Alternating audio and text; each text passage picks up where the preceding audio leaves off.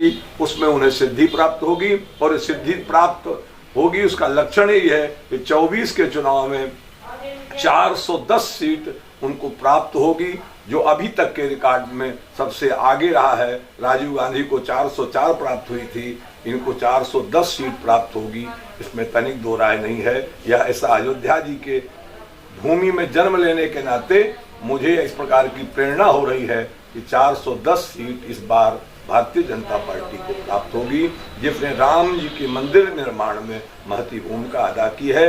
राम जी उसके लिए सरस्वती जी को प्रेरणा करेंगे, जैसे कुंभकर्ण जैसे व्यक्ति के हृदय पे प्रेरणा करके 6 महीना सोने के लिए कह दिया था, मांगिस नींद मास खटखेरी, 6 महीना में सो एक दिन जागूं।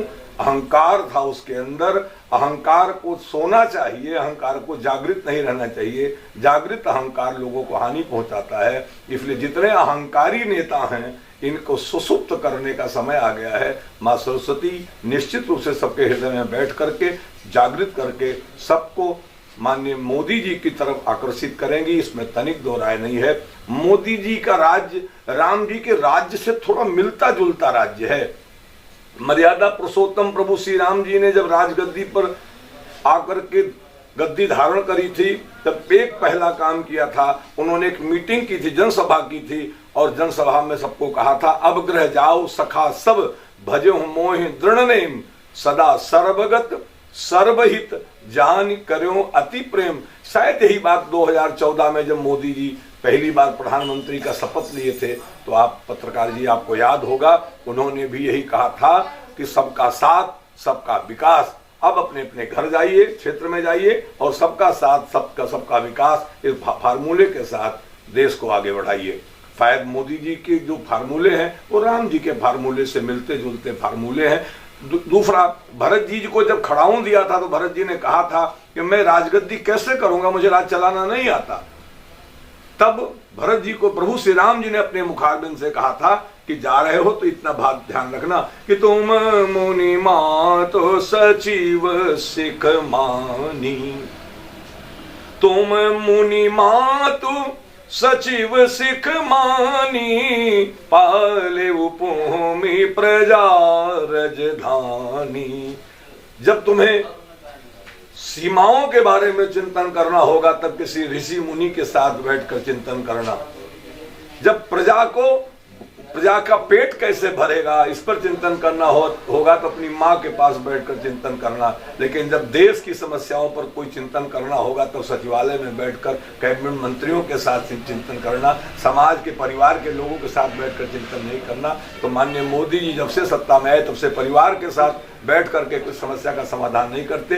अन्य दलों की तरह जो परिवार के साथ बैठ करके समस्याओं के समाधान में अपना समय लगाते हैं, वो पूरे देश को अपना परिवार मान करके, और कैबिनेट में जो मंत्री इनको नियुक्त किया गया उन मंत्रियों के साथ वो बैठ करके अब करते हैं। मानो इस पंक्ति का पालन किया है जो चित्रकूट में बैठकर भगवान राम जी ने भरत जी को उपदेश दिया था कि तुम मुनि मात।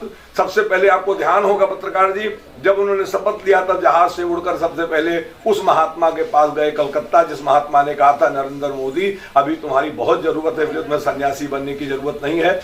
पहले उसके पास गए, तुम मुनि, पहले मुनि के पास गए, और फिर वहां से जहाज सीधे गुजरात गया। मातु, माँ के पास गए और पूछा, माँ समाज में सबका पेट कैसे भरेगा। तब माँ ने उपदेश किया होगा शायद कि बेटा जितने गरीब हैं उनको अनाज फ्री देना, बेटा खरीद कर खा नहीं सकते। तो शायद इस नाते मोदी जी ने अनाज फ्री करने का एक संकल्प जो उनके मन में था, उसको सपने को उन्होंने साकार किया। आज 80 करोड़ लोगों को निःशुल्क रूप से अनाज, पेट भर अनाज मिल रहा है, सभी लोग खुशहाल है, सबको मकान मिल रहा है। यानी माँ, उनकी माँ ने जो उनको उपदेश दिया था उसके माध्यम से वो कर रहे हैं।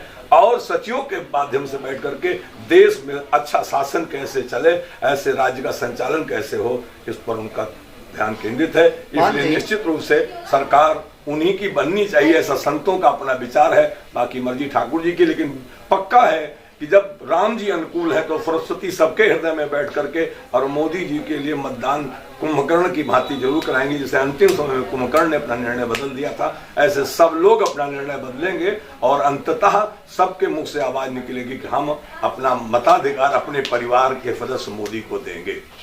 परिवार सदस्य, अभी 2 चीजें आपसे पूछेंगे। अभी आप भावुक भी हो गए बोलते बोलते, लेकिन महंत जी, जैसा कि आपने बताया कि सबका साथ और सबका विकास, ये प्रधानमंत्री मोदी जी का नारा है।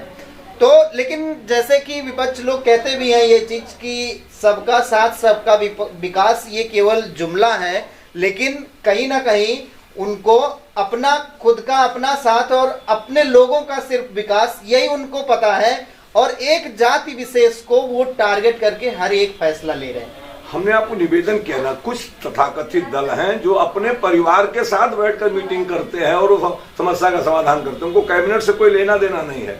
जबकि कैबिनेट में हर क्षेत्र के लोगों को चयन किया जाता है। अभी भी उत्तर प्रदेश में चयन हुआ है, कैबिनेट का विस्तार हुआ, तो फिर किन किन लोगों को किस किस विषय पर चिंतन करने के लिए दिया जाए, किसको जोड़ने से कौन सी बिरादरी, कौन सा समाज जुड़ रहा है। और कैबिनेट हमेशा समाज से गठित होता है, जाति से गठित नहीं होता। समाज जिससे प्रभावित होता हो, उस समाज को प्रभावित करने के लिए, उस समाज का हित करने के लिए उसको अपने कैबिनेट में रखकर, समाज की आवाज उठाने के लिए उसको रखकर, उसको अपने साथ रखकर उससे पूछा जाता है और उसकी समस्या का समाधान किया। तो गुरुजी, एक और मैं थोड़ा सा इसको चेंज करता हूँ टॉपिक को। जो आज के युवा हैं, युवा वर्ग पूजा पाठ और मंदिर से थोड़ा दूरी क्यों बना रहा है गुरुजी? हर युवाओं को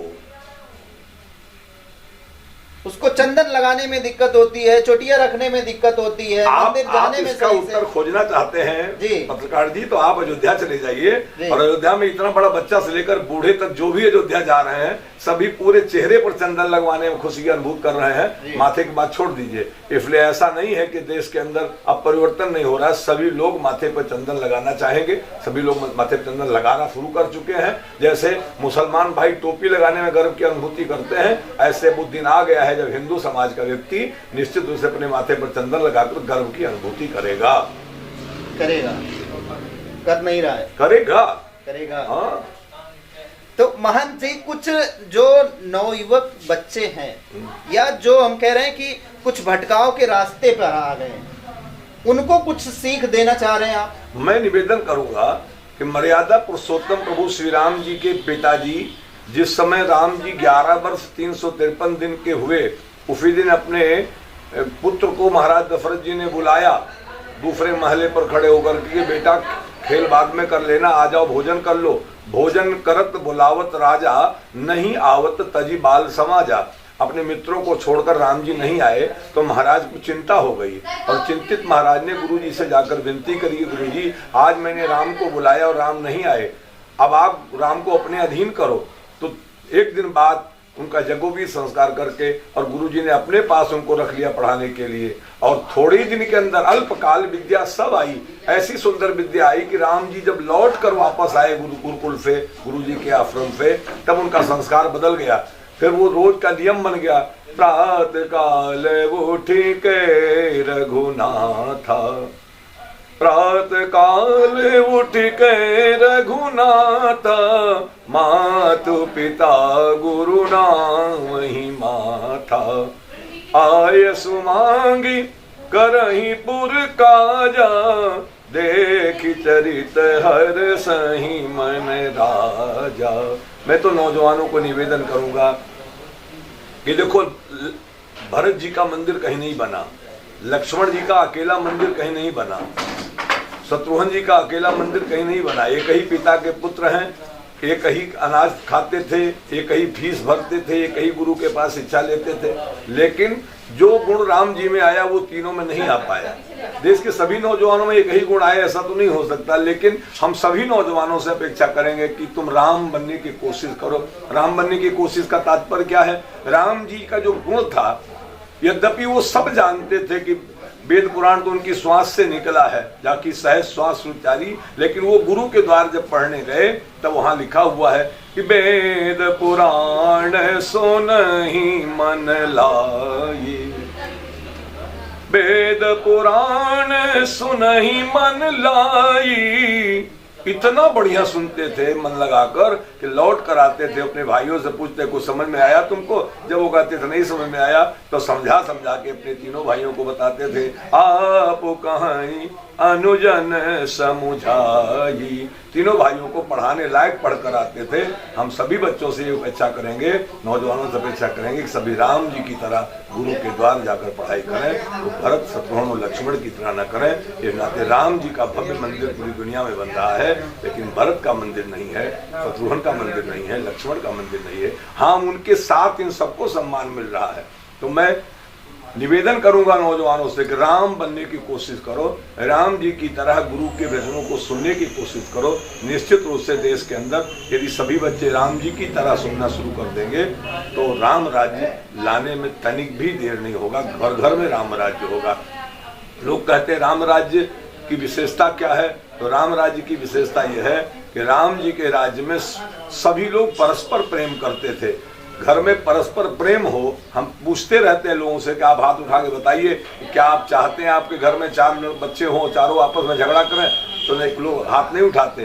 परस्पर प्रेम चाहते हैं, और परस्पर प्रेम तो केवल राम जी के आदर्शों पर चलकर ही पाया जा सकता है। राम जी का राज्य हमारे घर में हो तो हमारे घर में सभी एक दूसरे को प्रेम करेंगे। राम राज्य में सभी सुखी हैं, सब सुखी, सब सच्चरित सुंदर, नारी नर शिशु जरठ जे, सभी लोग बूढ़े बच्चे जवान सभी सज्जन हैं, सुशील हैं, सच्चरित हैं, सुंदर हैं, नारी हो या पुरुष हो, सबके अंदर संस्कार है। ऐसा संस्कार लाने के लिए हमको राम जी के गुणों में से कुछ गुण अपने जीवन में अपनाने होंगे, और उनमें सबसे बड़ा गुण है कि हम गुरुओं के वचनों को ठीक से श्रवण करें, गुरु के वचन को जानते हुए।